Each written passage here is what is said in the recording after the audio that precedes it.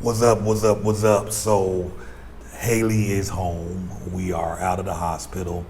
They discharged us today, not too long ago. Much faster than I thought. I was anticipating being in our hospital for about 2 to 3 days. So, I'm grateful that it didn't go that far, which obviously made the bill much cheaper and much more affordable, which I'm going to talk about that in just a moment. For those of you who don't know, Haley woke up yesterday cramping really bad, vomiting nonstop, and I thought it was just food poisoning or something like that. But she had a gynecologist appointment scheduled later in the day yesterday, and that ultrasound and that gynecological visit also included an ultrasound. And check that out, 35 US dollars, which is 700 pesos, to go for a gynecologist examination and an ultrasound of your uterus, your baby making parts and all of that, 35 US dollars. So I figured that, hey, we going to the doctor anyway, get an ultrasound, let them see what's examine you, maybe that doctor. If she figure you need to see another doctor, we can. So we got there, they ended up doing the ultrasound, of course, and at that moment they saw the big giant cyst that was on top of her ovaries that actually wrapped around her ovaries, and it wrapped around, it strangled off circulation of blood flow to the ovary, and so that ovary ended up dying, which they weren't able to tell completely in the ultrasound, but that was the case when they ended up doing the surgery and seeing the end result. But anyhow, that was at the name of the Star Medica. I thought it was, for whatever reason, I keep saying Faro, because the initial gynecologist appointment with the same doctor was in Faro. But so this was at Star Medica. She had her colleague come into the room, and they quoted a price that came out to the equivalent of about 5,500 US dollars, about $6,000. And so I was like, all right, that's a lot of money. We were recovering off of other two, I'm recovering off of my surgery. We already had these two medical emergencies, the stuff that Haley's dealing with, numerous trips to the hospital, the emergency room, treatment for her, etc. So, obviously those costs were staggering and going up. And now we're dealing with this emergency. So I was like, let me go get a second opinion, talk to another doctor, see if it's necessary to do right now. Because if we can wait a couple of days, I'd possibly rather just fly back to the US and we can use the insurance that the kids got, and that would be free. Their insurance is different from my insurance and different from the mother's insurance, because when we filed for insurance through the health exchange, Obamacare, they approved us for one type of insurance, and they put the kids on a state health insurance plan for kids up until they're 18 years old, called Georgia Peach. So unfortunately, Georgia Peach does not work out here. The hospitals don't accept it. So in my mind, I'm like, we can fly back. We were already talking about going back to see my mom and Kim seeing her family and all of that. So it was like, okay, instead of spending $6,000 here, we could fly back. Probably cost us all about $1,500, $2,000 to fly back, and then get the treatment done. We're already home, visiting family and friends, and then come back. But when I got to the other hospital, which was a recommendation by Mo, she did some research and was like, hey, you need to go to this hospital, the Centro Medico Pensiones, this place right here. She's like, that's where you need to go. You'll probably get a better rate. The quality of care is the same. The doctors that do surgeries and treat patients in Faro and Star Medica also treat patients at that same hospital. Hey, let your mama know that this guy's here.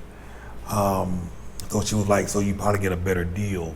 So I would encourage you to go there. So I went there, and the doctors there were wonderful. They're absolutely amazing. Does he need anything? He needs a credit card terminal. The guy, the pharmacy's have delivered Haley's medicines, and they can literally come to your house. So that's who I'm talking to back and forth with my youngest one. But yeah, they come to your house, they drop off the medicines. We're talking for like $1.50 tip and whatnot. So anyhow, I forgot what I was saying. So I went to the other hospital. The doctors there were great. When we got there, they did a quick examination. They looked her over. And it's like, no, you got to do this right now. Y'all can't wait. Can't get on a plane. This needs to happen today. So, and I explained to him, I'm like, look, doc, I don't got a lot of money. We just already had two medical emergencies. How much the thing gonna cost? I need to know. I need a ballpark or something. So he gave me a ballpark figure of around 55,000, 60,000 pesos, which is about 3,000 US. So, and he said that number could fluctuate depending on if there's any emergencies, and particularly since the billing department was not his specialty, he didn't have an exact number. So I was like, okay, well, I really don't got a choice, got to do this anyway. So within about 45 minutes, they rolled it to the emergency, not to the emergency, they rolled it to the back, started running labs and everything. Just wanted to confirm when the last time she ate, which that day she didn't eat anything. So they went ahead and like, okay, we're gonna get these labs and then we wanna go ahead and go to surgery. And so that's what happened. The surgery was supposed to take about 30 to 45 minutes. It ended up being about 2 hours. And everything was successful. So they did find that the cyst was wrapped around the ovary and the ovary died. It was dead. They estimate that the cyst had been growing and slowly wrapping itself around the ovary over the last year, possibly longer. And the reason why nobody knows why she couldn't feel anything up until yesterday. It was the first time feeling any discomfort and pain, and they don't know why. But it ended up being 10 centimeters by 10 centimeters in diameter, and it had 1 liter of fluid in it when they drained it. It filled up a liter container. So it was very big, and they brought it out, showed it to us and whatnot, and it was humongous. So they did it through laparoscopic surgery, where they make 3 little small incisions and put cameras down in there and the tools to cut and snip and the camera and all of that stuff to get around and cut all that stuff out. And that's exactly what they did. They gave us 2 options initially. They was like, you can do the old-fashioned way, which would be a little cheaper, where we cut it across your pubic line, like the same way they do a C-section, or you can do the laparoscopic procedure. It only ended up being 10,000 pesos cheaper, which is about $500 US. So it only made sense to go ahead and do the laparoscopic procedure, which is less invasive, not as big, the scars not being so prominent, and recovery time much quicker. In fact, the recovery time was so quick that the following morning, which is today, she woke up, ate a little bit, drank a little bit, drank some more, and ate a lot more during lunch, and was up and walking around to the bathroom, taking a shower in the hospital room, and doing well. So the doctor came, checked her out, asked if she wanted to go home, and she was like, yeah, ready to go. Which, in my mind, I'm thinking, I thought we were gonna be up in here for 2 to 3 days, and that will give me time to get the monies together, just in case it turned into a big, giant surprise. Because reading other reviews and other comments on Facebook groups, people were talking about, it's common for these doctors and hospitals to give you an estimate and a quote, then the number being 2 and 3 times higher. Some hospitals apparently are known for that more often, but I didn't see anything about that for this particular hospital. So anyhow, the doctors came in. It was like, y'all ready to go? Just go up here to the admissions office. I forget what they call it. Go up to the main office, and they will discharge you. They will give you the paperwork and you'll pay your bill. So I got up to the front and they gave me the tally, and I owed the balance of 45,000 pesos, which is about $2,200, $2,200, $2,250 if I'm doing my math right. Because remember, I had paid, well, in order to get admitted into the hospital, before they admit you, they would take a deposit. Their deposit there is 10,000 pesos, which is $500. So once I paid them the 10,000 pesos, they immediately admitted her into the hospital, rolled her back for operating room prep, and they started the whole ball from there. So if I didn't have the 10,000 pesos to pay, none was going to happen. It wasn't going to go down. So that's why I say you need to have that other fund exclusively for medical emergencies, so that if you get injured or sick and you need to go to the hospital, you got the money there. Now, the one thing that is different, and I'm jumping around a bit, different here is versus Faro. They wanted, I think I paid like 19,000 pesos up front. Might have been 29,000 pesos, I can't remember. But I had to pay that big money up front. Then each day, because I was there for 7 days, they would come in the room with the credit card terminal in hand, asking for that day's money.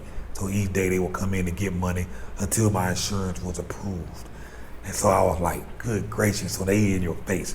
And if you don't have the money that day, they ain't gonna be doing no work on you. I'm assuming care would stop.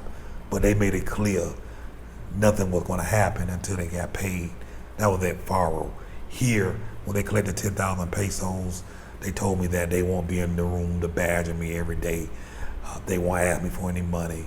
I'll get a final bill once everything is done. Then they'll present the bill to me. So I appreciated that, which in my mind I'm thinking, okay, we'll be here for 2 to 3 days. That'll give me time to get the money. So when they come in the room the next day talking about you can go, I'm like, I didn't have time to get the money together just in case it was gonna be this astronomical bill. So they quoted me 45,000 pesos, which, like I said, is about $2,250 if I'm doing my math right. And I was like, that's crazy. So the $2,250 plus the $500 I already paid. So the whole math came out to like 55,830 pesos, which is $2,791 for emergency surgery, laparoscopic, going to sleep, being put under, getting the cameras in, doing the surgery, anesthesia, all of that. And to stay in the hospital overnight and fed her breakfast and lunch, etc., etc. The doctors came in, checked her over, $2,791. You talk about somebody who was relieved. I was relieved. I thought it was going to be so much worse. And things I would do differently. So overall, Haley, they took that ovary, they took the cyst out, they took the ovary, the ovary completely healthy, completely normal. So she's fine with that, can still have babies and whatnot. So again, things I would do differently, knowing what I know now, particularly since I'm here with children, I would come with $10,000 just hospital money. Because again, if you don't have the money, you're gonna get treated. There's no treatment. Now they do have a state hospital. I don't know what their policies are there, but most of the hospitals around here, many are private hospitals. And so anyhow, I know I'm bouncing all over the place. So the hospital I went to, we were under 3,000. The other place was going to probably charge me 5,000 to 6,000. So almost half. Same quality care doctors. In fact, the doctors that treat patients and do surgery at Faro and Star Medica also treat patients and do surgery at this hospital that I went to. So get those funds together, because get your money together, because it only takes one slip. These sidewalks out here are uneven. You can break your ankle. You can be riding your bike and fall off. You can get hit by a car. You can slam your finger in the door and break your finger. You need to have that money available when you go get treatment, because they won't do anything for you without it. I am working on, in my mind, I'm thinking there's got to be options for insurance. Got to be for foreigners that don't have insurance for emergency care. So a guy by the name of Sean, appreciate you, Sean, reached out to me, gave me the name of his insurance agent who's out here, and felt confident that she can probably get us approved for the insurance, at least for emergencies. So I already reached out to her. She's looking at some options for me, and I hope to hear back from her in the next day or two. And whatever I find and learn, I'll definitely will share it with you. So I'm working on that. Because we had all these emergencies, and these are just cost I did not factor into the equation. We've all been healthy. None of us have ever been sick and been in hospital for long periods of times. Nobody's had surgeries. So this was just something I wasn't factoring in. 3 medical emergencies inside of 6 months, that can deplete your funds quick. And if you're somebody who's just trying to get back on your feet and you need to go to the doctor and get set back, $4,000, $5,000, it can hurt your pockets. So that's one thing I would do different. Somebody might ask, would that have stopped you from coming? Probably not, but I definitely feel it's necessary to put that information out there for those of you who want to make a wiser choice than I have. The hospital here is cost effective. That money, the big money I'm talking about, will really just be for emergencies, because the typical care, like going to the gynecologist, initial consult, $35, which includes ultrasound. Every visit after that, about $20. That's affordable. Going to see a local doctor, if you go into their office, ranges anywhere from $10 to $15 to go see the doctor. A lot of times, if you need something, there's a doctor on staff in many of these pharmacies. You just go there. I think one time we paid like $5 to get a quick doctor consult while we was in the pharmacy, and he looked us over, wrote a prescription, $5. So there's ways to keep your costs down low. Just looking over my notes and making sure I got everything that I want to cover. But yeah, so, excellent hospital. I recommend them. I like them. As for me, at my house, that'll be the hospital that, moving forward, we will most likely attend and visit for any type of treatment if necessary. Like I say, the staff were great. That particular day, I ran into more English-speaking folks, physicians and staff at that hospital than I did at Faro. I'm completely happy and satisfied with the care. Staff was amazing. It's not brand new, it's not modern looking like the other place, but they got the job done. They got good equipment, good team. Why pay more when you don't have to? So that's it, man. That's all I wanted to really talk about. So Haley's doing well. As always, if you find that our content was helpful or useful in helping you plan and think through or strategize your move abroad, please consider making a donation. Appreciate it. Any amount, we're grateful for. And let us know in the comments what questions you have and what's holding you back, what's keeping you from moving abroad. You can do this. You really can. You just got to get strategic in your planning and have a plan, have some goals, and no matter what, you get here, you stick to the plan.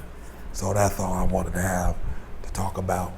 Thank y'all for your prayers. Thank y'all for your donations and contributions. Haley says thank you. I say thank you. Have a wonderful day.